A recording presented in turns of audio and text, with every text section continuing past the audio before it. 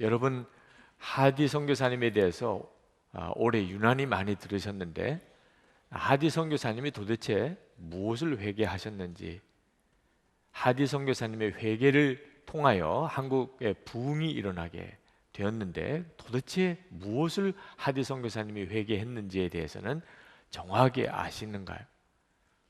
그것은 여러분이 주님으로부터 똑같은 다룸을 받는 것이기 때문에 대단히 중요한 일입니다.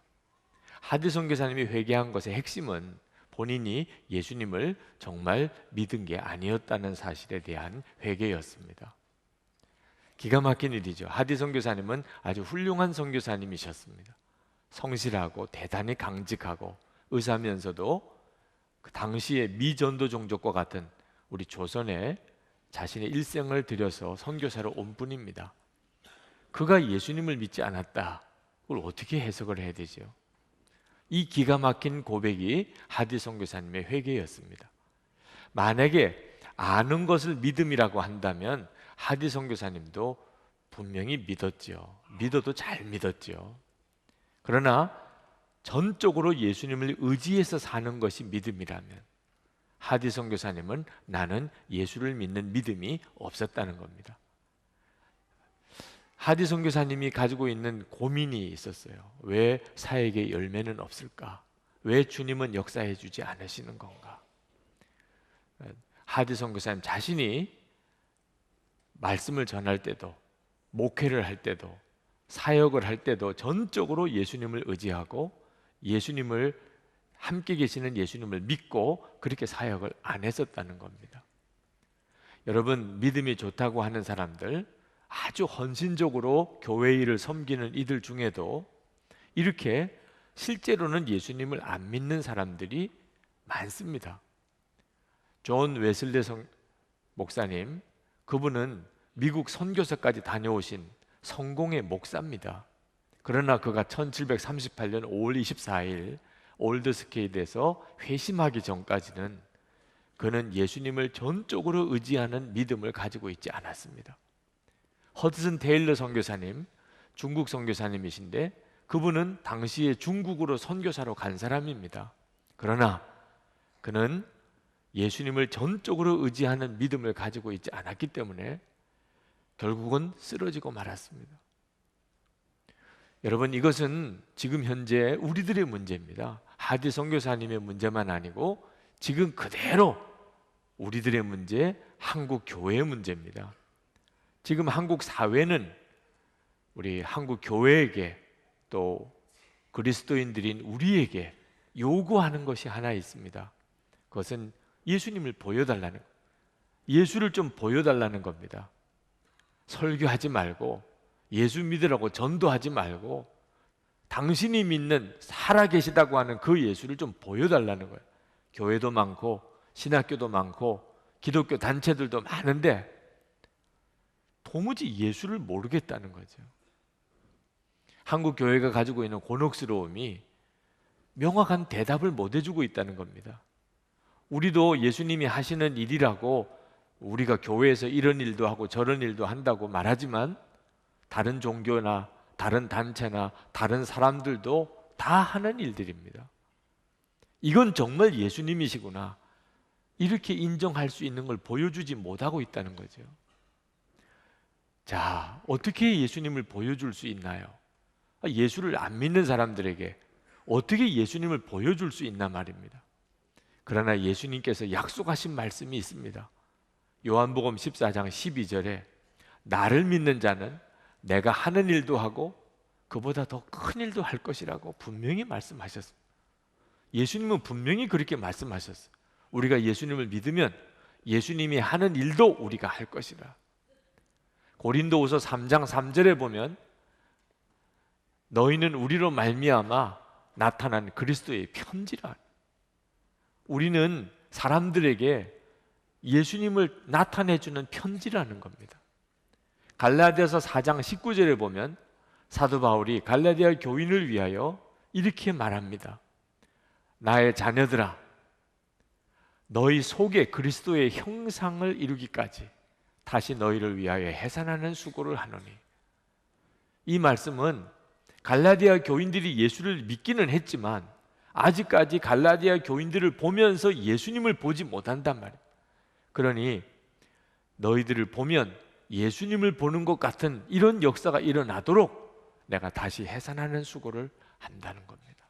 여러분, 우리가 예수를 믿으면 사람들이 우리를 보면 예수님을 보는 것 같아야 그게 예수님을 제대로 믿는 겁니다. 자, 여러분의 가족들은 여러분을 보면 예수님을 보는 것 같을까요? 질문해 보세요.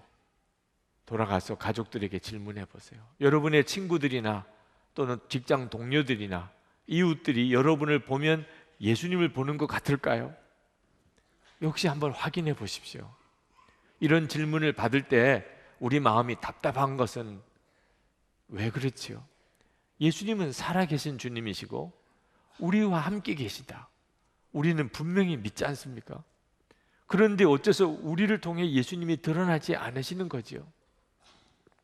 여러분, 신앙생활 할 때 그때 우리가 정말 주의해야 될 일은 예수님께서 나를 통해서 드러나시는가 하는 겁니다. 하디 선교사님이 이 조선 교회가 부흥이 되지 않고 그리고 진정으로 거듭난 그리스도인을 볼 수가 없는 이유는 조선 교회가 수준이 낮고 조선 사람들이 수준이 낮기 때문이라고 생각했습니다. 그러나 성령께서 하디 선교사님에게 깨우쳐 주셨어요. 하디 선교사님을 통하여 조선 사람들이 예수님에 대해서는 들었습니다. 그러나 하디 선교사님을 통하여 예수님을 볼 수가 없었기 때문에 조선교회에 진정으로 거듭난 성도가 없었다는 거죠. 하디 선교사님이 그것을 통렬하게 깨달았습니다. 그리고 그는 조선교회 성도들의 앞에서 통곡하고 회개했습니다. 나 때문입니다. 여러분들이 진정으로 예수님을 믿지 못하고 거듭나지 못한 것은 바로 나 때문입니다. 내가 예수님을 믿는 온전한 믿음이 없었습니다. 그렇게 회개했습니다. 예수님께서는 요한복음 15장 5절 말씀에 나는 포도나무요 너희는 가지라 유명한 말씀을 하셨습니다. 근데 여러분, 이 말씀을 그저 유명한 구절로만 알고 계시면 안 됩니다. 이 말씀이 진짜 여러분에게 이루어져야 하는 것입니다. 예수님은 포도나무고 우리는 가지라는 말은 예수님과 우리는 한 몸이라는 것입니다. 그러면 당연히 우리를 보면 예수님을 볼 수 있어야죠. 예수님이 포도나무고 나는 가지니 가지가 역시 포도나무지 않습니까? 사람들이 우리를 볼 때 예수님을 보는 것 같을 때, 우리가 무슨 일을 할 때 예수님이 직접 우리를 통해 역사하실 때 이걸 열매라고 하는 것입니다. 열매가 풍성히 맺어질 것이라. 그렇다면 여러분들은 정말 이렇게 예수님이 드러나는 삶을 살고 계십니까? 우리는 예수님의 십자가의 복음으로 구원을 받았다. 용서받았고 모든 죄가 용서받았고 하나님과 원수가 되었는데 우리는 사랑을 받았다. 하나님의 자녀가 되었다고 믿습니다. 이 믿음을 가지면 구원을 받는데, 그러나 여러분, 아직까지 내가 진짜 믿는 것인지 확실하지 않다는 걸 알아야 합니다. 이걸 아는 것이 믿음은 아닌 것입니다.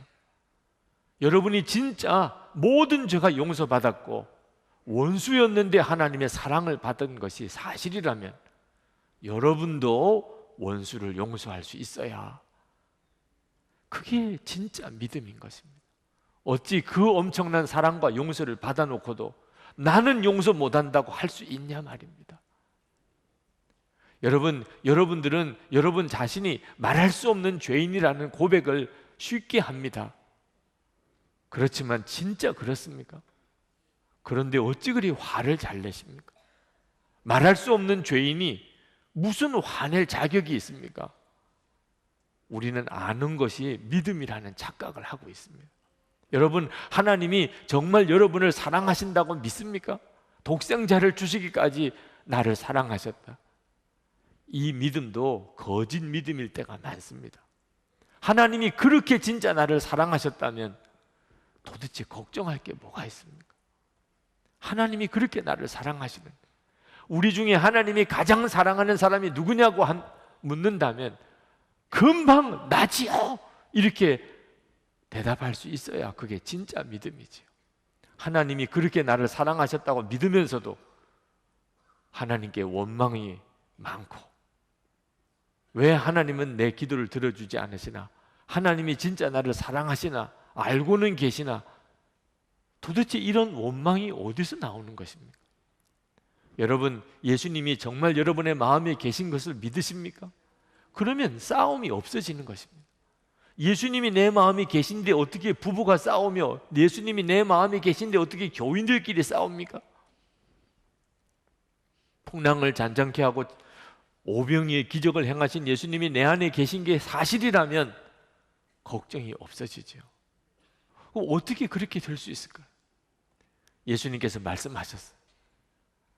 4절 말씀해 보니까 내 안에 거하라, 나도 너희 안에 거하리라. 우리가 먼저 해야 될 것이 있습니다. 예수님이 내 안에 거하시기 전에 먼저 할 일이 있습니다. 내가 예수님 안에 거하는 것입니다. 이것이 예수님과 하나가 되는 것이고, 그때 나를 통하여 열매가 맺어지는 겁니다. 자, 그러면 어떻게 하면 예수님 안에 거할 수가 있습니까? 예수님 안에 거하는 것이 어떻게 하는 것인지 성경이 성경으로 풀어주고 있습니다. 요한계시록 3장 20절 말씀에 이렇게 말씀합니다. 볼지어다 내가 문 밖에 서서 두드리노니 누구든지 내 음성을 듣고 문을 열면 내가 그에게로 들어가 그와 더불어 먹고 그는 나와 더불어 먹으리라. 자, 예수님 안에 거하는 것은 마음을 여는 것이라고 그랬어요. 그러면 예수님이 우리 안에 오신다는 겁니다. 여러분, 많은 그리스도인들이 그냥 예수님이 마음에 들어오시는 줄 압니다. 그렇지 않습니다. 마귀는 어떻든지 내 마음속에 비집고 들어와서 내 마음을 차지하려고 하지만 예수님께서는 내가 마음의 문을 열지 않으면 들어오시지 않습니다. 라오디게아 교인들은 예수님이 자기 문 바깥에 서 계신 줄을 몰랐습니다. 마음을 연 적이 없었기 때문에. 여러분은 예수님을 믿으실 때 정말 마음을 여신 적이 있습니까? 주여 내 마음에 들어오시옵소서, 그랬던 분명한 기억이 있습니까? 예수님께 여러분의 마음을 정말 여셨나요? 그냥 내 마음에 들어오셨겠지, 그런 법은 없다는 사실을 알아야 합니다. 많은 그리스도인들이 안타깝게도 진정으로 예수님을 마음에 영접하는 그 결단의 시간을 갖지 못하고 있습니다. 또 어떤 분들은 자기가 마음을 연 줄로 생각합니다. 저가 마음을 열었습니다. 예수님을 제가 영접했습니다. 그러나 안타까운 것은 그저 예수님 제 마음에 오세요, 이걸 마음을 열었다고 생각하는 분들이 있습니다. 예수님 제가 예수님 영접합니다, 예수님 제 마음에 오세요, 이게 마음을 연 겁니까? 그렇지 않습니다.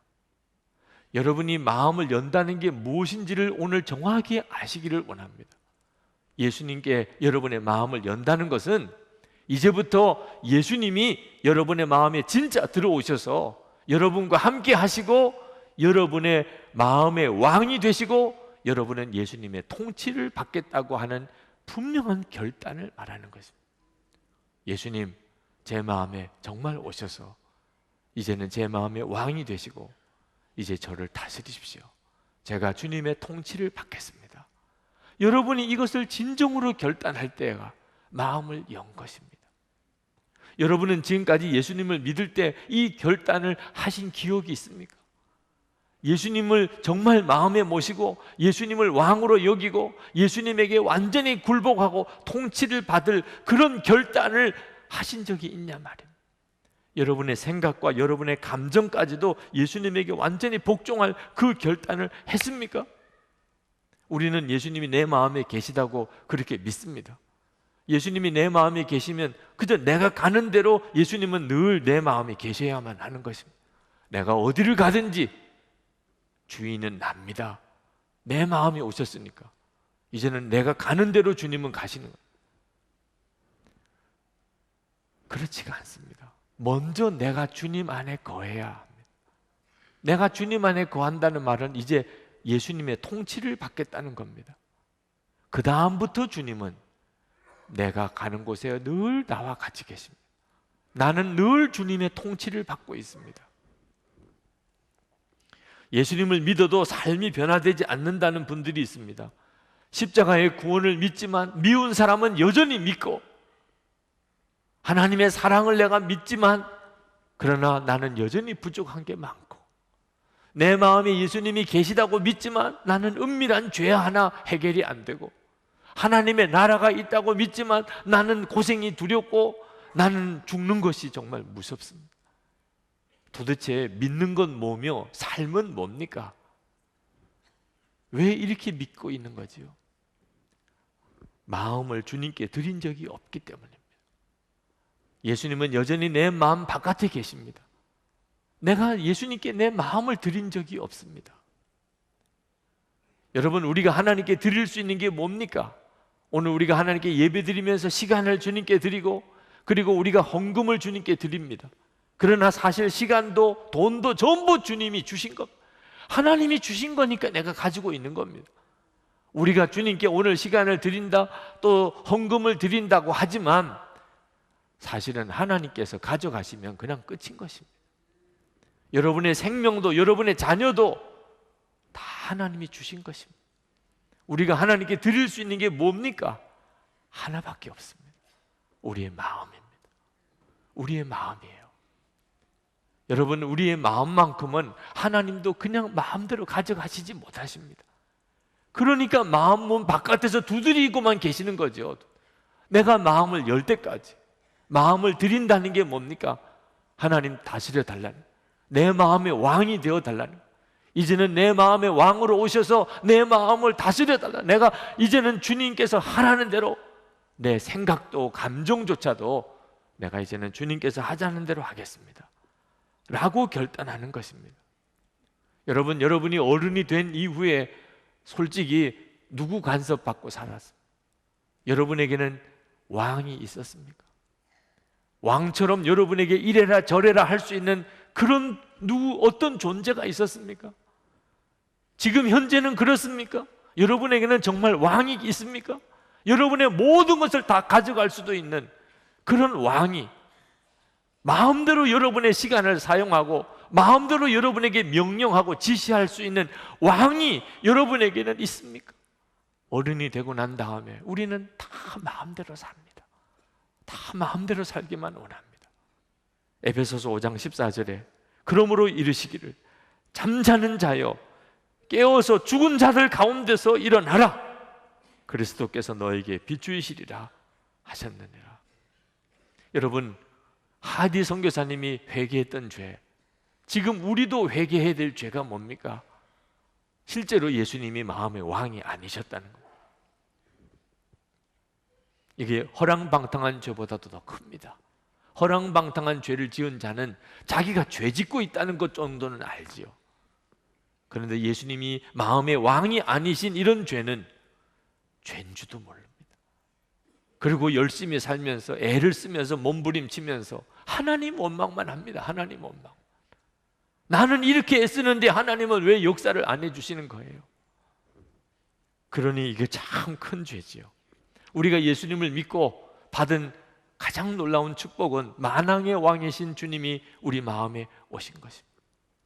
오순절 마가의 다락방에 120문도 성령이 임하시면서 예수님은 성령님을 통하여 그 제자들의 마음에 오셨습니다. 그 이후에 만왕의 왕이신 주님께서 모든 성도들의 마음에 오셨습니다. 그렇지만 주님은, 왕이신 주님은 내 마음에 오셨지만 내가 예수님을 왕으로 섬기느냐 하는 것은 다른 문제입니다. 여러분이 예수님을 진정으로 왕으로 섬기고 정말 마음에 모시고 살지 않는다면 예수님은 결코 왕이 되실 수가 없습니다. 우리가 예수님을 마음에 영접할 때 진정으로 예수님이 내 마음에 진짜 오셨고 그리고 나를 다스리는 왕이라고 하는 사실이 분명하지 않으니까 우리의 삶 속에서 주님의 역사가 분명치 않은 겁니다. 우리가 예수님을 처음 믿을 때부터 이걸 분명히 했었다면 우리는 예수 믿는 삶이 달라졌을 것입니다. 나비가 되려고 애벌레가 누에 고치를 만듭니다. 그리고 그 좁은 구멍으로 나비가 그 고치를 빠져나오려고 애를 씁니다. 그때 그것이 보기가 안타깝다고 그 누에 고치를 크게 잘라주면 나비는 금방 나오지요. 그러나 그런 나비는 날지를 못한답니다. 누에 고치 구멍이 작은 그 구멍을 뚫고 나비가 나오는 동안에 날개가 단련이 돼서 그 고치를 뚫고 나왔을 때 나비는 날아갈 수가 있습니다. 우리도 예수님을 믿을 때, 처음 예수님을 믿을 때부터 예수님은 내 마음에 정말 오셨고, 그리고 그 예수님은 나의 왕이시고 만왕의 왕이신, 내게는 왕이 계시고 그분은 내 마음에 계시고, 이제는 내 생각도 감정도 내 마음대로 할 수가 없고 나는 주님의 통치하심을 받으면서 산다는 점을 분명히 하고 살았다면 우리는 날아다니는 나비가 되었을 겁니다. 하나님의 말씀대로 사라지는 놀라운 은혜를 우리는 경험했을 겁니다. 하나님께서는 이 시간에 우리를 주목하십니다. 더 정확히 말하면 우리 마음을 주목해 보십니다. 아브라함이 이삭을 바치라고 했을 때 정말 그 이삭을 제단까지 끌고 올라갔어요. 그리고 칼을 들고 진짜 이삭에게 내리치려고 할 때 하나님께서 다급히 아브라함의 손을 붙잡으시고는 이제야 내가 알았다, 이제야 내가 나를 경외하는 줄 이제야 내가 알았다. 하나님은 아브라함의 마음을 정말 알고 싶었던 거예요. 진짜 하나님이 왕이신지 그걸 알고 싶으셨다는 거예요. 오늘 우리의 마음도 그런지 알고 싶어 하시는 거예요. 갈라디아서 2장 20절에 사도 바울은 고백하기를 내가 그리스도와 함께 십자가에 못 박혔나니 이제는 내가 사는 것이 아니요 내 안에 그리스도께서 사시는 것이다. 하나님은 오늘 우리도 그런지를 알고 싶으신 거예요. 이제는 내가 사는 것이 아니요 내 안에 그리스도께서 사시는 것이라. 우리도 정말 그런 믿음인지를 알고 싶어 하시는 거예요. 다윗은 평생 소원이 하나밖에 없었습니다. 하나밖에 없었던 사람의 소원이 시편 27편 4절에 내가 여호와께 바라는 한 가지 일 그것을 구하리니 곧 내가 내 평생에 여호와의 집에 살면서 여호와의 아름다움을 바라보며 그의 성전에서 사모하는 그것이라. 다윗은 오직 하나님 밖에는 원하는 것이 없었던 사람입니다. 그래서 하나님이 다윗을 그렇게 쓰셨어요.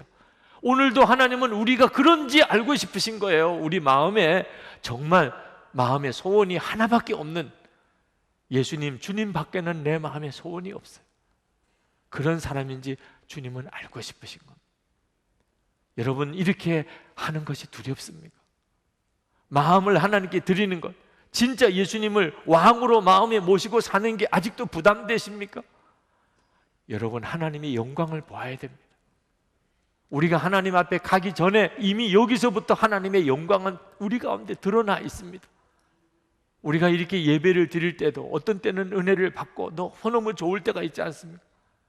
우리가 직접 하나님을 대면하여 예배할 때는 얼마나 놀랍겠습니까? 우리가 여기서도 성경을 읽으면서 은혜 받고 눈물 흘리고 감격할 때가 있지 않습니까?